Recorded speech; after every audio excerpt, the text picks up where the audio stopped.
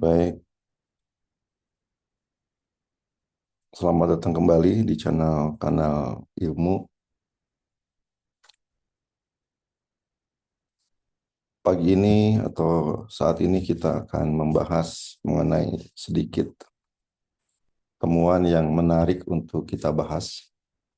Jadi beberapa hari yang lalu ada seorang mahasiswa saya konsultasi gitu terkait dengan penelitiannya mengenai pengaruh latihan aquarobik terhadap range of motion sendi lutut dan sendi panggul.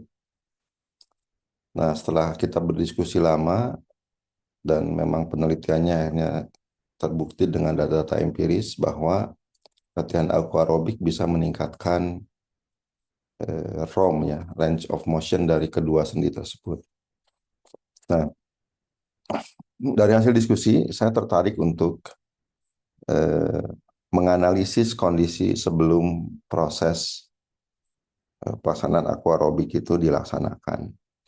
Jadi karena kajian saya terkait dengan komposisi tubuh dan kesehatan olahraga secara umum, akhirnya saya meminta izin ke mahasiswa saya untuk menganalisis lebih dalam terkait dengan hubungan komposisi tubuh dan ROM, range of motion, terutama untuk sendi panggul. Karena memang sampel ini kan usianya udah di atas 45 tahun ya, 40 tahun ke atas lah, mungkin lansia ya. Sudah masuk ke lansia muda atau lansia gitu.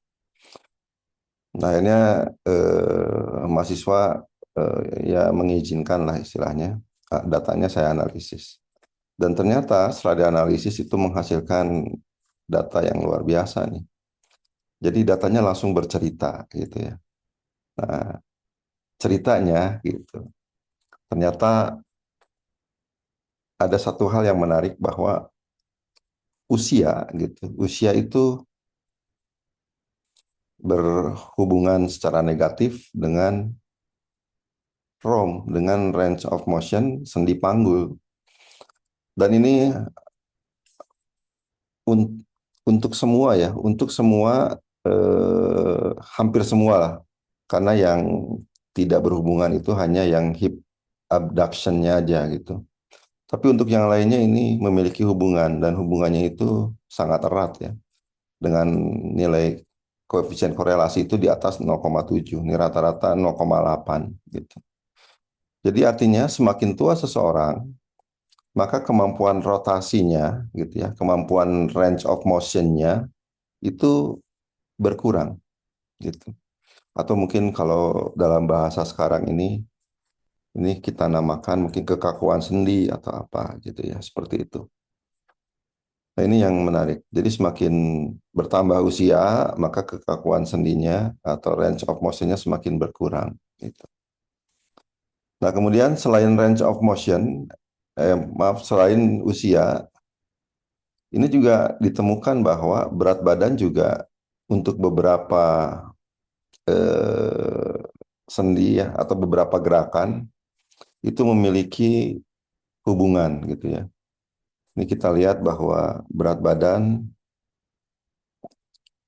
itu berhubungan dengan hip extension gitu. Dan hip external rotation. Nah, ini ya. Jadi ada ini berat badan berhubungan dengan hip extension dan hip internal rotation. Nah, demikian juga dengan eh, persentase lemak ya, fat percentage gitu. Nah, fat percentage ini dia berhubungan dengan hip flexion, hip extension, dan hip external rotation. Tapi muscle mass tidak ya. Jadi ini menarik. Demikian juga dengan tinggi badan itu tidak berpengaruh, itu tidak berhubungan lah dengan ROM atau range of motion dari sendi panggul ini. Nah, dari analisis yang sekilas ini, saya langsung Ya udah kalau gitu lebih baik dibuatkan saja artikel karena ini hasil yang menarik. Artinya yang selama ini beredar di masyarakat bahwa makin tua makin kaku ya ini terbukti gitu. Bahwa makin tua makin kaku sendinya. Nah, ditambah lagi body weight atau berat badan juga ternyata pada beberapa gerakan sendi panggul juga berhubungan tuh. Artinya kalau semakin berat dan rata-rata hubungannya negatif ya. Artinya semakin berat maka ya semakin bertambah badannya, berat badannya, maka pergerakan range of motion dari sendi itu untuk gerakan-gerakan seperti tadi hip extension dan hip external rotationnya itu dia terganggu gitu. Demikian juga dengan persentase lemak gitu. Nah, baik berat badan maupun persentase lemak itu udah pasti ada hubungan lah. Biasanya semakin berat, persentase lemaknya semakin tinggi gitu. Dan ini semuanya ibu-ibu, semuanya wanita. Artinya, seiring dengan bertambahnya usia, biasanya kan bertambah pula berat badannya. Dan seiring dengan bertambahnya berat badan, maka akan semakin bertambah pula kadar lemaknya, fat percentage-nya gitu. Nah, kalau berat apa namanya usia itu kan memang alami ya akan terus bertambah. Sehingga ini menjadi penting bagi para ibu-ibu diharapkan seiring bertambahnya usia gitu ya, berat badan dan fat percentage-nya atau massa lemaknya atau persentase lemaknya itu tidak bertambah. Jadi diusahakan gimana caranya agar walaupun usia bertambah tapi berat badan tetap stabil misalkan di berat badan ideal. Dan dengan olahraga yang teratur, fat percentage-nya bisa eh, kurang gitu ya, atau bisa bertahan tidak lebih gitu, seperti itu. Karena ternyata walaupun sampelnya sedikit, hanya 21, tapi ini sudah menunjukkan bukti empiris terhadap teori-teori yang saat ini berkembang. Jadi masih jauh lah kalau misalnya seiring bertambahnya berat badan dan bertambahnya kadar lemak dalam tubuh, persendiannya menjadi semakin loncer gitu ya, range of motion-nya bertambah itu kayaknya masih belum terbuktikan. Tetap teori-teori yang lama itu yang masih bertahan gitu.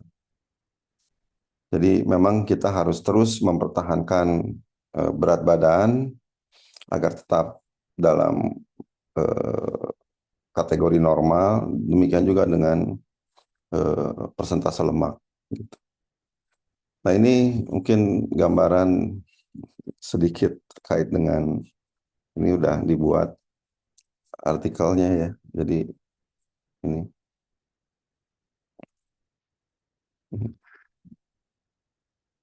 itu. Tapi memang di artikel ini komposisi tubuh lebih diutamakan sehingga berat badan eh, belum masuk nih kayaknya. Tapi menarik lah. Udah nih masuk nih. Menarik lah nanti untuk dibahas lebih lanjut gitu ya terkait dengan eh, hal-hal yang berkaitan dengan komposisi tubuh. Mudah-mudahan itu bermanfaat buat teman-teman semuanya gitu ya. Jadi eh, usia bertambah itu adalah suatu hal yang alami, tetapi dengan bertambahnya usia semoga kita bisa tetap mempertahankan berat badan pada kondisi normal. Demikian juga dengan lemaknya. Jadi seperti itu ada beberapa hal yang bisa dilakukan. Nah, kalau untuk terkait dengan penelitian tadi yang aquarobic, artinya melakukan gerakan-gerakan atau olahraga aerobik di dalam air itu ternyata memang di penelitian yang lain, di analisis data yang lain, itu terbukti mampu meningkatkan range of motion. Dan poinnya lumayan, ada sampai 7 derajat, ada yang sampai 15 derajat gitu ya. Jadi selain berolahraga di darat gitu ya, bisa juga berolahraga di air.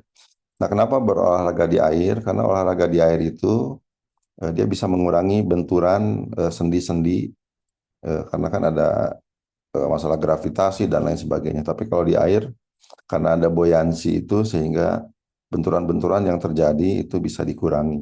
Jadi olahraganya dapat, sendi-sendi lutut, persendian bagian ekstremitas bawah bisa tetap sehat, gitulah kira-kira seperti itu. Dan peregangan dan lain sebagainya itu bisa lebih optimal karena ada buoyancy itu. Mungkin itu saja teman-teman terkait dengan, ya alhamdulillah ini sedikit temuan untuk memperkuat teori-teori yang ada saat ini dan menambah semangat teman-teman yang sudah beranjak eh, lansia agar tetap untuk berolahraga. Dan sekarang sudah berkembang aquarobic, di mana bisa berolahraga di dalam air yang lebih aman buat para lansia. Mungkin demikian, terima kasih. Salam sehat selalu.